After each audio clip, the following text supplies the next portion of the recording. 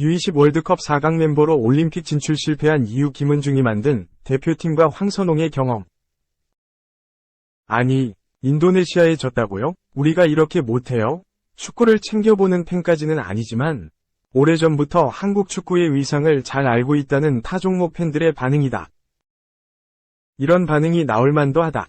10회 연속 올림픽 진출에 도전했던 한국 U23 축구대표팀은 지난달 26일 한국 시각 카타르 도하에서 펼쳐진 2024 U23 아시안컵 8강에서 인도네시아와 연장까지 2에서 2 비긴 뒤 승부차기에서 10에서 11로 졌다. 8강 진출이 확정된 가운데 치렀던 조별리그 한일전을 승리로 장식한 황선홍호의 예상 밖 경기 내용과 결과에 모두가 어리둥절했다.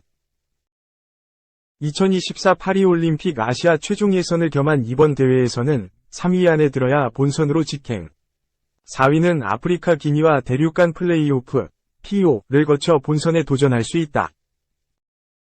내심 우승까지 노렸던 황선홍호는 신태용 감독이 이끄는 인도네시아에 막혀 4강에도 오르지 못했다. 한국 축구의 올림픽 출전 좌절은 1984 LA 올림픽 이후 40년 만이다. 충격과 분노를 감추지 못한 한국 축구 팬들은 대한축구협회 공식 SNS에 성난 댓글을 쏟아냈다. 대부분 대한축구협회의 행정실책을 지적하는 목소리다. 지난 2월에는 위르겐 클린스만이 지휘했던 대한민국 축구 국가대표팀이 2023 AFC 아시안컵에서 64년 만에 우승을 노렸지만 4강에서 요르단에 0에서 2완패했다. 결과도 결과지만 내용이 너무 엉망이었다. 경기 전날 손흥민 이강인의 물리적 충돌이 있었다는 것이 드러나면서 파장은 더 커졌다. 대회 전부터 재택근무 등으로 업무 방식에 대해 거센 질타를 들었던 클린스만 감독은 성적 부진과 선수단 관리 책임으로 지난 2월 경질됐다. 연이어 터진 참사를 코칭 스태프와 선수들만의 문제로 몰아갈 수 없다. 2022 피파 카타르 월드컵에서 16강 진출에 성공한 한국 축구는 주장 손흥민을 중심으로 김민재, 이강인 등 정상급 유럽파들을 다수 보유, 장밋빛 미래를 꿈꾸게 했는데 그 열망은 대한축구협회의 연이은 행정실책으로 식어가고 있다. 선수들의 기량과 수준은 높아지고 있고 그와 함께 축구팬들의 눈높이도 높아졌지만 대한축구협회는 행정 능력은 기대치에 미치지 못하고 있다. 클린스만 감독 선임 논란, 황선홍 감독의 A대표팀 일시 겸업 외에도 대표팀 안팎에서 각종 잡음이 발생할 때 제대로 대처하지 못했다. 비판의 화살은 당연히 정몽규 회장을 향했다. 정 회장은 2013년 실시된 대한축구협회장 선거에 당선, 지금까지 3연임 중이다. 아시안컵 유치 실패, 클린스만 감독 선임, 카타르 아시안컵 참패, 탁구 게이트 등 최대 위기를 겪으면서도 4연임을 노리고 있다. 국가대표 경험이 있는 FC 서울 기성용은 한국 축구는 퇴보한 것이 아니다. 그랬다면 어떻게 손흥민, 황희찬, 이강인 등과 같은 선수들이 나오겠나. 조금 더 체계적인 계획과 발전이 필요하다고 생각한다. 고 말했다. 축구계 내부에서도 공감하는 목소리가 많다. 프로구단 감독 출신의 축구계 관계자는 한국 축구 지도자들이나 선수들의 능력과 기량이 퇴보한 것이 아니라 대한축구협회의 행정이 퇴보했다. 체계적인 장기적 플랜을 세우고 그에 따라 우직하게 나아가야 한다. 며 정몽규 대한축구협회장에게 쓴소리를 할 수 있는 축구인이 옆에 많아야 하는데 잘 보이지 않는다.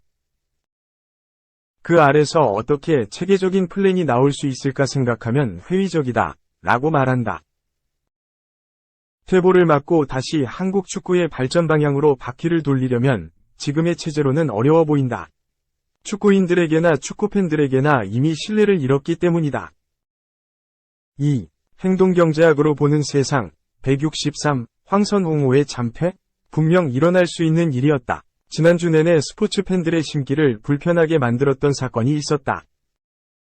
우리나라가 8강전에서 인도네시아에게 승부차기에 패함으로써 대한민국 축구의 10회 연속 올림픽 진출이 좌절된 그 사건으로 인해 스포츠 진성 팬들뿐만 아니라 국가대표 경기에만 관심을 보이는 스포츠 연성 팬들까지도 부글부글 끓어올랐다.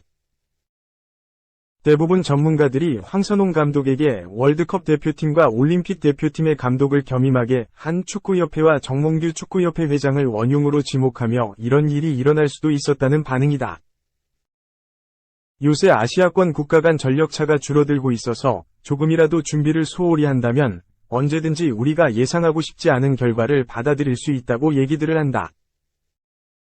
물론 이렇게 동남아시아 국가들과 우리와 간극이 줄어들었던 이유 중 하나는 베트남의 박항서, 말레이시아의 김판곤, 인도네시아의 신태용 등 우수한 우리나라 지도자가 진출했기 때문이라서 우리는 또 다른 국뽕에 차올라도 된다.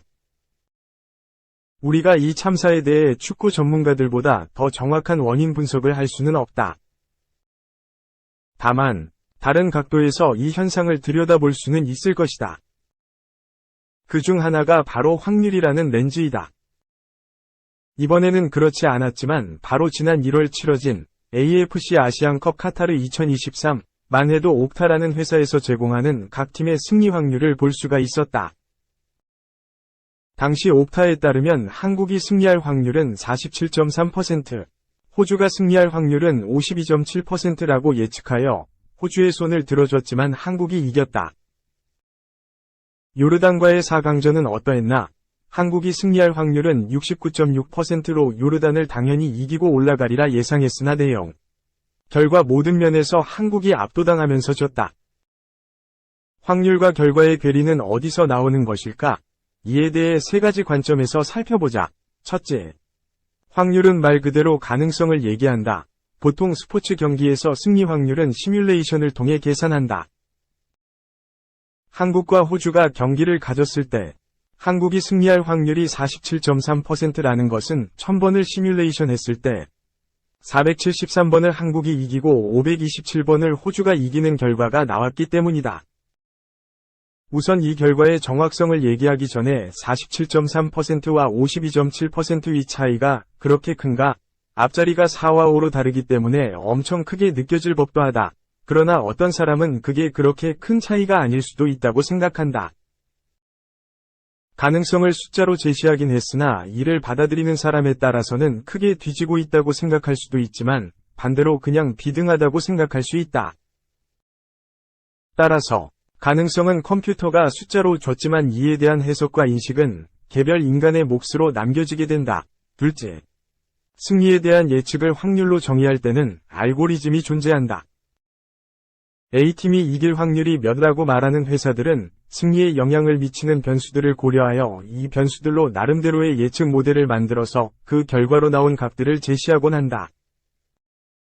자신만의 모델을 수백 번 시뮬레이션에서 나온 결과, 예를 들어 1000번 시뮬레이션에서 A팀이 600번 이겼다고 하면 A팀 승리 확률이 60%라는 결과를 제시하는 것이다.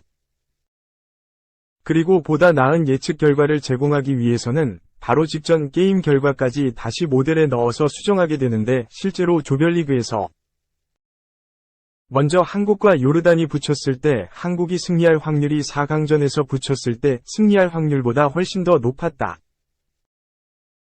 16강전, 8강전에서 보여줬던 한국의 경기력이 실제로 떨어지고 요르단의 경기력은 실제보다 올라갔다는 점을 반영한 결과이다.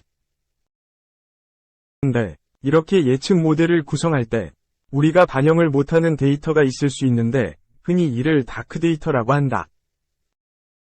원래 다크 데이터는 우리가 가지고 있지만 쓰지 않았던 데이터를 일컫는 말인데 이를 확장시켜서 적용할 경우 누락된 모든 데이터를 일컫는 말로 사용할 수 있다. 요르단전 끝나고 무슨 사건이 터졌는가? 국가대표팀 내에서의 알력, 분란 등이 패배의 원인이었다고 지적되었다. 물론 이는 클린스만이 본인의 무능함을 감추기 위해 고의적으로 흘렸다는 얘기도 있다.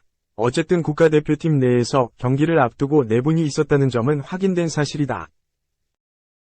옵타의 승리 예측 모델에서 경기 전날 내분이라는 변수가 고려되었을까? 전혀 아니라는 점에 내 손목을 걸 수 있다. 우리가 흔히 생각하는 예측 모델에는 경기력과 관련된 다크 데이터들이 누락이 될 수 있고 바로 그런 점 때문에 정교하다고 생각되는 확률이 틀릴 가능성도 있다. 셋째, 일어날 가능성이 조금이라도 있는 일은 언제라도 일어난다. 데이비드 핸드는 우연을 5가지 방법으로 충분히 설명할 수 있다면서 가장 첫 번째로 필연성의 법칙을 꼽는다. 필연성의 법칙은 일어날 일은 언제든지 일어날 수 있다고 설명하는데, 우리가 확률이 0인 것과 확률의 0에 가깝게 낮은 것과는 구분해야 한다는 뜻이다. 우리나라 축구가 인도네시아에 지는 것은 확률이 50%보다 현저히 떨어지는 일이지 일어나지 않는 일은 아니다. 2018년 독일 월드컵에서 세계 랭킹 1위 독일팀을 조별리그 마지막 경기에서 한국이 2대0으로 잡아내면서 독일의 월드컵 최초 조별리그 탈락을 만들어냈던 역사를 누구나 기억할 것이다. 확률이 낮을 뿐이지 일어날 일은 반드시 언젠가는 일어나게 된다. 그때 독일 국민들의 심정은 현재 우리나라 국민들의 심정보다 더 참담했으면 참담했지 덜하지는 않았다. 그들도 겪고 우리도 겪는 게 바로 필연성의 법칙이다. 이렇게 확률의 관점에서 한국과 인도네시아 경기를 검토해보았다. 여기에 스토리를 입힐까 한다. 독일을 침몰시키고 낮은 확률에도 불구하고 기적을 만들었던 한국. 한국을 침몰시키고 역시 낮은 확률에서 기적을 만들었던 인도네시아. 둘 다 감독은 모두 신태용이다. 2000년대 초반부터 기업의 전략, 마케팅과 스포츠 마케팅, 공공부문의 정책 기반 등 다양한 컨설팅 업무를 진행해왔다.